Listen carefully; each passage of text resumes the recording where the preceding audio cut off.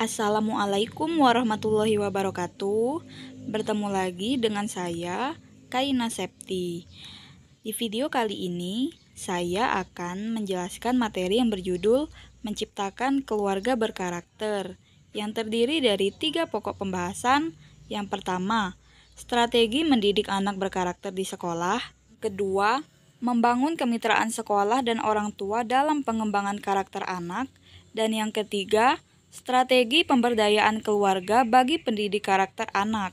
Baiklah, masuk pada materi yang pertama, strategi mendidik anak berkarakter di sekolah.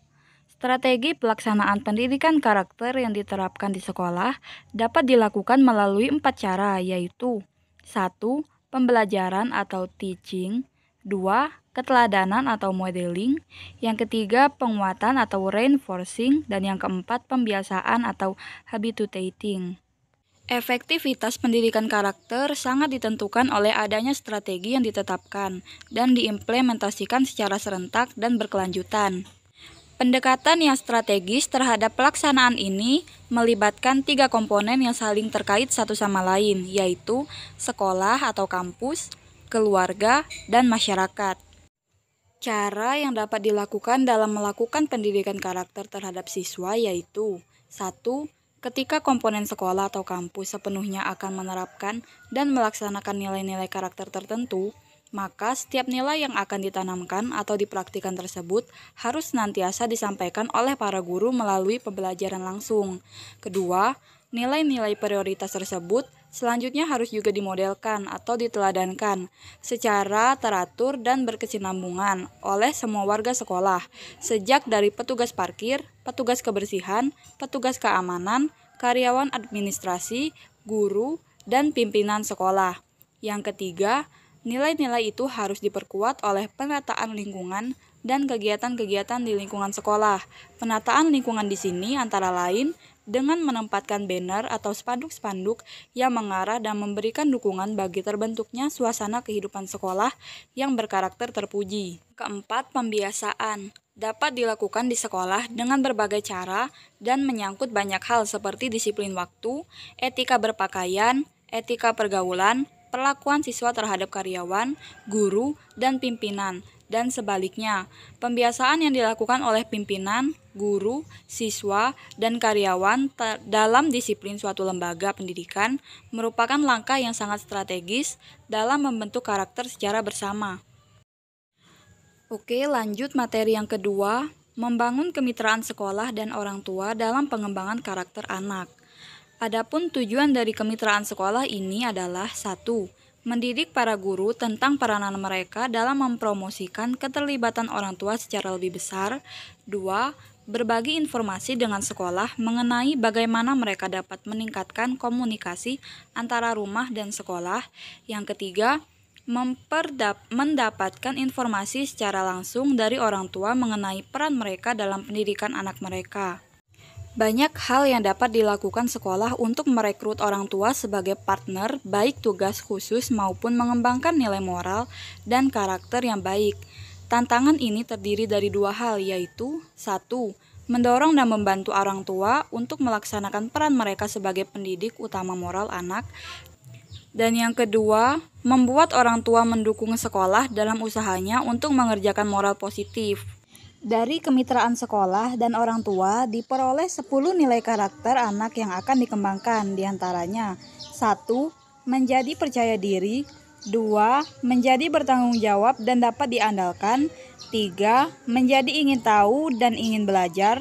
4. Menjadi diri sendiri dan mampu mengarahkan diri sendiri. 5. Mampu bekerja sama dengan temannya. 6. Menjadi sensitif dengan orang lain. 7. Menjadi baik dan penuh perhatian. 8. Menjadi pekerja keras. 9. Mendapatkan nilai yang baik. Dan yang terakhir atau ke-10, menjadi ramah dan bertemperamen baik. Kemitraan sekolah juga memberikan komunitas untuk kebutuhan bangsa.